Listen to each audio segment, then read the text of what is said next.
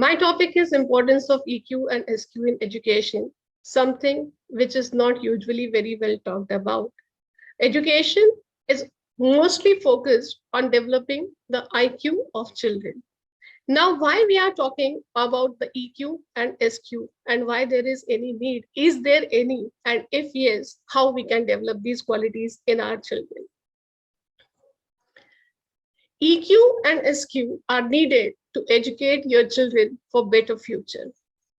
Incorporating lessons about SI and EI will make cultural relationship easy and enjoyable for your child. These concepts promote healthy connections through comprehensive social, emotional, and mental understanding. The child will be able to develop good relationship with others and will eventually be a happy and successful human being, which is ultimate aim of education. And the person will not only be able to relate to his own feelings, but will also be able to understand the feelings and requirements and emotions of other person. Not only that, the child will be able to give a helping hand to others and will definitely learn to contribute positively in the society. The question is, why to emphasize on EQ and SQ? Once your child grows up and heads into the world, the child has to manage different kind of emotions.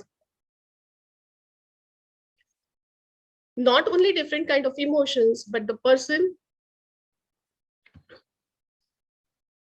just a minute. The child has to deal with different kind of people and will have to get involved in the process of developing a work culture. Now, if the person does not have good EQ and SQ, there are chances the person will be left alone, and might not be able to work as a team member and the leadership roles of any work and will not be able to participate in the leadership team, which we do not want. When we go in a professional world, we have different kind of expectations and different norms are set. So until you understand those professional relationships and connections, and you do not know how to respect it and what are your boundaries, it is difficult for any person to do well in professional life. Bosses and co-workers expect a degree of respect from each other, and misreading these boundaries can cause some issues. Those people who are well versed in emotional quotient and social quotient will never have any kind of difficulties in their professional areas, and they can always keep their conflicts to the minimum. Now, what is EQ, or in general, which is known as emotional intelligence? So basically, emotional intelligence measures personal self-awareness, feeling of empathy, their capability to be sensitive to others' feeling, their self-regulation, and how do they keep themselves motivated. Social quotient refers to a personal ability to build their capacity for meaning of life, the vision which they have, and the value they possess. It is the capacity to know oneself and to know others. And it is basically how do you deal with others, how do you learn from them, and how do you deal in your basic social life. Now, why EQ is important? EQ is widely recognized as a valuable skill in the workplace that helps improve communication, management, problem solving, and relationships. It is also a skill that can be improved with training and practice, and that is the reason we are talking about it here, right? Because whatever we are going to learn today, educators can develop different kind of activities according to the age of the children, and they can practice those activities in their schools so that your children will have better EQ and better SQ. Social quotient makes us more responsible. Besides taking responsibility of ourselves, we become aware of problems of the society and surrounding our work peers and subordinates. Not only that, it also makes us connected to our country, to know its problems, and even if we see in the larger perspective, it makes you aware of the problems of the universe too. Not only that, it only does not make you aware, but it allows you to participate and to ensure that this world remains a better place to live in, and your contribution matters. You start working towards it, and your small acts somehow brings that positivity in the surrounding. So ultimately, it leads you to become a good human being. Now the question comes, how EQ is different from SQ? Emotional intelligence is the ability to identify and understand your emotions and other people's emotions. While social intelligence is the ability to work with others and to have them cooperate with you. So, how does these interlink? So, basically, social intelligence is a concept born out of emotional intelligence. The question comes, why EQ is more important than IQ? So basically, EQ trumps IQ in soft domains. It helps you to gauge your employees' mood, their emotional state, to understand their reactions, and to understand their weaknesses better. Just imagine if you are a very successful person in your life, you have enough amount of money, you have good bungalow, car, you travel in business class, you have every materialistic thing in life, but you do not have people to celebrate it with.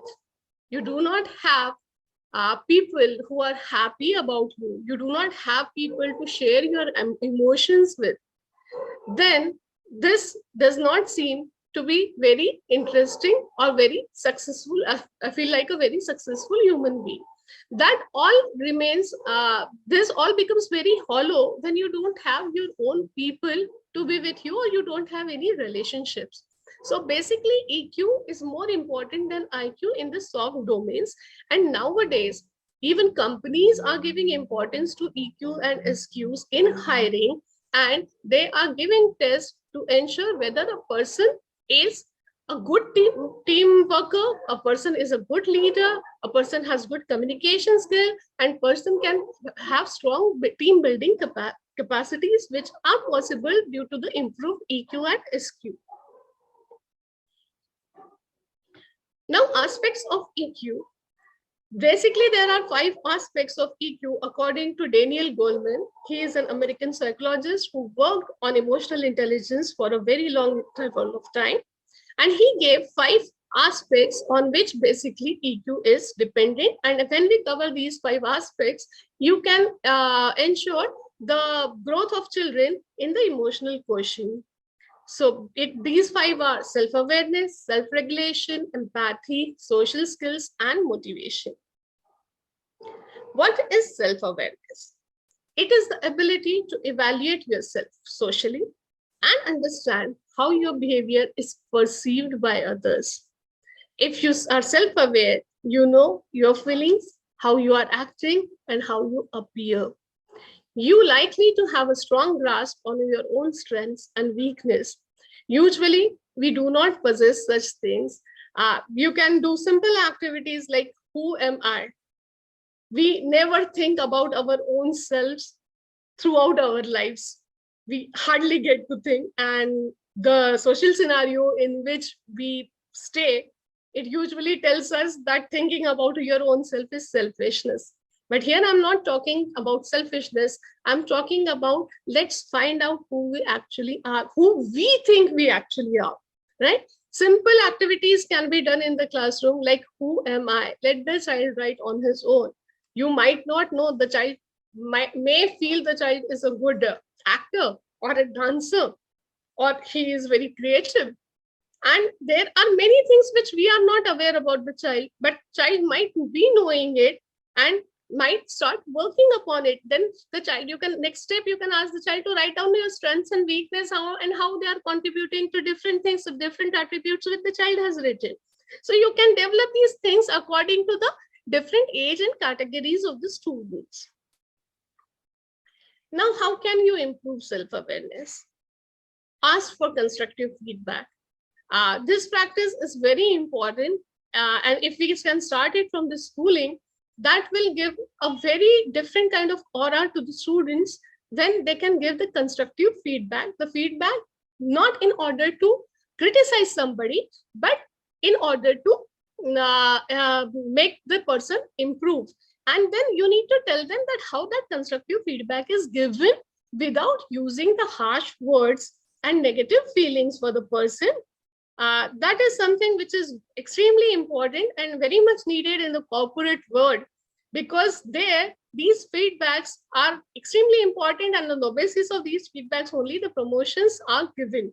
So that practice can be started. Then a person can start learning new skills. Pay attention to your thoughts and emotions. Find out the things which trigger you. Find out the things which makes you happy. Pursue your passion. Find out some time to pursue your passion. Find out what is something which you would like to do in a very longer interval of time in your future, and start giving time to it. Meditate. Think what, give your mind a calm environment and think, try to focus.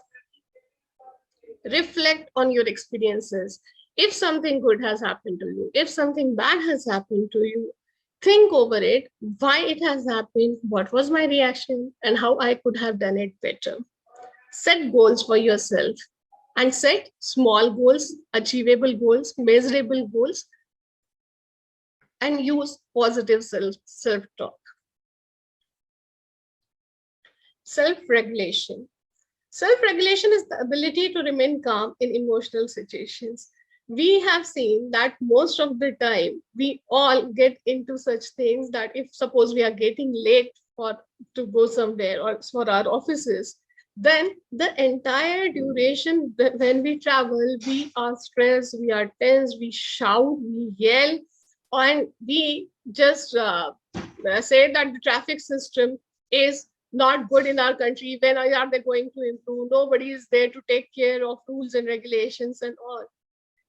We are going to take the same time during transport, but we are making it miserable for our own self because we are not able to regulate ourselves. The same time is going to cause you more pain than it would have caused you to reach by reaching late, right? So when we realize, when you regulate yourself, you know that how can you remain calm, and there are things which you cannot avoid. So if it has happened, how your reaction to it should be, you should be able to manage your reaction to the situations which have arisen. You can take clear-headed decisions, and if you are highly self-regulated, you can easily adapt, because the discomfort that often comes from the change won't make you stumble. And let me tell you that change is the only permanent thing in nature. It will keep coming. So what we can do most is to accept it and to change our reactions accordingly. Now, how can we improve self-regulation? It is not easy, right? It automatically happens. It automatically happens that if we are angry at something, we stay angry for a longer interval of time. We make things more miserable for our own self. Like suppose if I'm angry at some workplace, and after I come home, then somewhere that anger is given or is distributed to the mates, to the children, the family. And then what happens is the entire environment goes dull, entire environment goes negative just because something has happened at a particular interval of time. So how we can manage it? So be mindful of your thoughts and feelings. Find ways to manage difficult emotions. This is never been taught to us, that you can remove those negative emotions out of you on your own. And every person can have a different way to do it. But then making others feel bad about this is the worst thing you can do.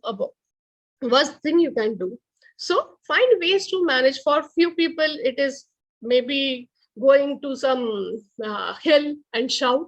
For some people, it is meditate. For some people, it can be a distraction from that thought. For some people, it can be getting into the hobby, maybe drawing, painting, singing, dancing helps them. For some people, it is going to the gym. So you have to find the ways to manage different emotions. Look at the challenges as opportunities. And let me tell you, whenever difficulties come, we learn maximum from those. We never learn when things are very easy, very smooth, and everything is going nicely in our life. We learn more when we face difficult situations. So look challenges as opportunities. Practice communication skill. It is a very important part of our social life, that what to be said and when to be said and to whom it has to be said. So a correct thing will be, if we practice communication skills, half of our problems will be automatically reduced. Recognize that you have a choice in how you respond. If somebody is shouting at you, yelling at you, and you also start yelling, it is not something which is going to solve the matter. And that is known as reaction, right? So if you think that by shouting and by yelling and by doing the same, by spreading the same negative emotions, things are going to improve, then you are wrong. So you always have a choice in how to respond. If somebody is shouting, you do not answer. Wait for 5 minutes, the person will automatically cool down. And after realizing, the person will come and accept his fault and will ask for the apology as well. Work on accepting our emotions. This is again something which all of us lack at, that we do not accept that we are feeling jealous, we are feeling bad, we are feeling the importance is, we are feeling bad because somebody else has become important. So if once we know what we are feeling, then it becomes very easy to deal with it. So let's learn this, and let's make our students also learn this. There can be a number of activities which you can plan. You can give them different role plays, you can give them different situations and react on that. They can and let me tell you that students are the one who will surprise you like anything. You will not find out that how much potential do they have until you start all these things in the school. Internal motivation is another factor, which is one of the aspects. Internal motivation is the ability to make yourself work with little or no pressure from others. I am doing this because I want to do it. That is something which is really important. Some sources of internal motivation include curiosity, a desire to fulfill your potential, and or desire to see your vision come through life. Now, how to improve motivation? Celebrate your results, even small success. Celebrate it. Focus on setting small and measurable goals. Introduce challenges to keep things interesting. Very simple thing as like if somebody is exercising, right? And if the person suppose exercises for 20 minutes, then how will the person improve? Make it 22, and then celebrate it that I could do it 2 minutes more, then 5 minutes more. Gradually, this is just one example. You can use anything according to your setup and the background. Set goals to help build intrinsic motivation. See, extrinsic motivation is something which is materialistic and which is not good every time. Of course, for some time you can give it to yourself or the children as well. But then something should come from within. If things come from within, you automatically feel motivated. For example, I can give you like people do fasting in Navratris, right? So if they start doing it from within, if they want to do it because of their happiness, because they feel good about it, because they feel connected to some divine thing, then it automatically they are able. Otherwise, you ask somebody to do the fast for 9 days, it is very difficult for them. But because the motivation is intrinsic, it becomes they are able to do it. And not only that, along with fast, they will do garba also. They will get dressed up, and they will remain cheerful as well. Social skills. It allows people to build meaningful relationship with other people and develop a stronger understanding of themselves and others. How can we improve social skills? Ask open-ended questions where there is no answer between yes and no. So the person has to speak. And when the person speaks, automatically the person starts developing social skills. Find icebreakers to start conversation. We all have observed that many relationships get spoiled just because we are not very good at this aspect. Uh, we stay in our ego, person did not call me, I also did not call, and then the relationship starts getting damaged. So we are not in a habit of keeping our ego aside and then, okay, whatever has happened, let's talk about it. Or even if you don't want to talk about it, then at least you should have some kind of icebreakers where you can start any other conversation also. So practice that. Notice others people's social skill. You can learn a lot, see how the good orators speak, and then learn from that. Practice good eye contact. Practice active listening. We usually talk and we hardly listen. Or if we listen, we only listen to answer. We do not listen to understand. So active listening is something which is very important, and that can be definitely practiced. Show interest in others and watch your body language. Your body language is something which is very important and which gives a very clear indication that whether you are interested in the conversation or not. Ma'am, Miss Pallavi. Yeah. Sorry to interrupt you, ma'am. We are running out of time and we have some questions lined up by the audience. Sure.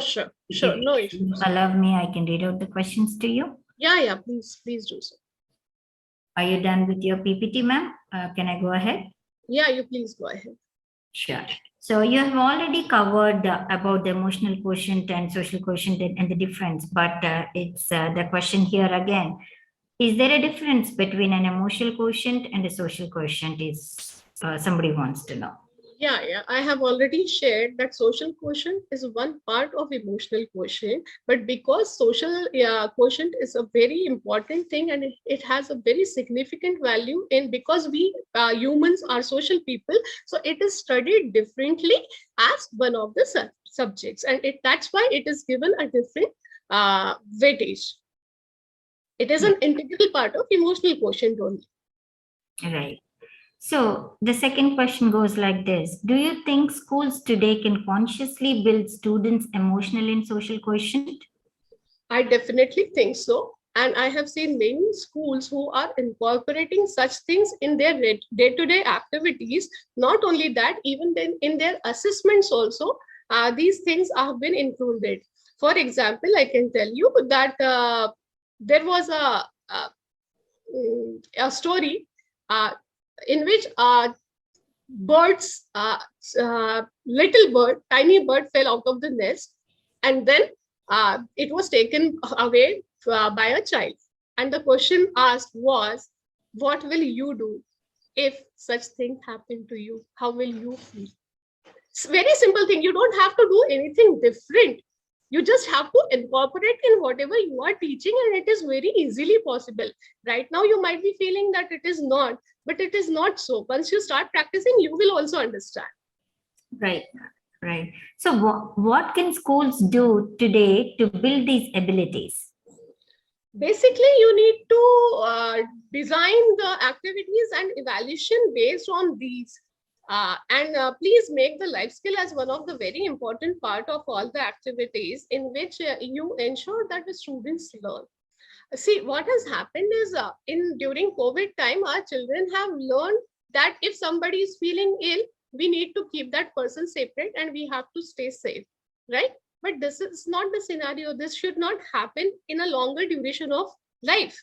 This was just a temporary part. So we need to, I feel that this is the time when we should incorporate this SQ and EQ in the school. It is very important. Right, ma'am. I absolutely agree. So what made you take an interest in this topic of emotional intelligence? I mean, social quotient and emotional quotient. I basically feel that education is all about the overall development of the child, and the development of the child without EQ and SQ will not provide us with good human beings. We don't want many machines. We want better leaders. We want better people who have good problem making quality, problem solving skills. We want people who can connect with each other and who can dream together and who can definitely make this world a better place to live in. Right, ma'am. They should go hand in hand. Exactly. Right. And the world has become a global thing now, so that we do not stay separately. We are interlinked. Whatever happens in one corner of the world, it gets spread everywhere. So we are together. So let's join our hands to make this world a better place. Right, ma'am. Absolutely right. Somebody wants to know about your education and career path.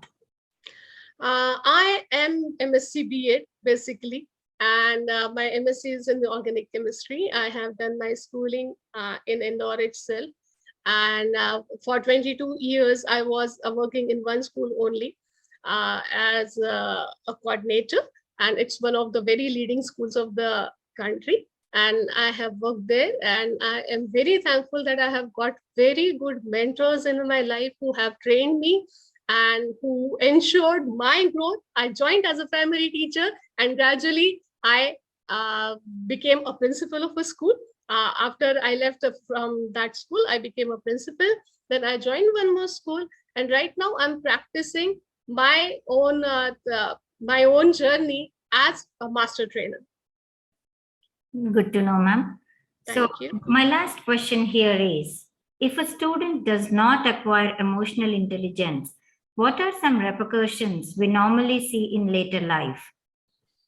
First of all, the person will not be able to balance his emotional things very well. So he will be into conflicts, or the person will have to will be a very dull person, will be a very shy person, will be introvert. And the most problematic thing is the person will bear the burden of all his emotions on his own. He will not be able to vent out or share. So we will not get a balanced person throughout the life. Either the person will start yelling, shouting, and spreading negative emotions, or the person will bear the burden and he will be he will be less confident, he will be less social. So you won't be having a balanced person if the person does not develop the emotional and social intelligence. Okay, ma'am. That was the last question which was posted in the chat box. Do you want to mention anything else? We are running out of time, so that I can close the session.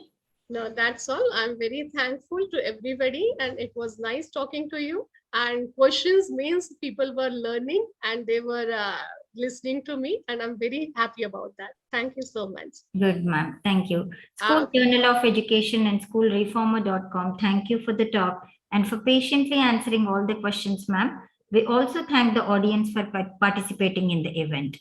We will end the session now. Thank you, ma'am.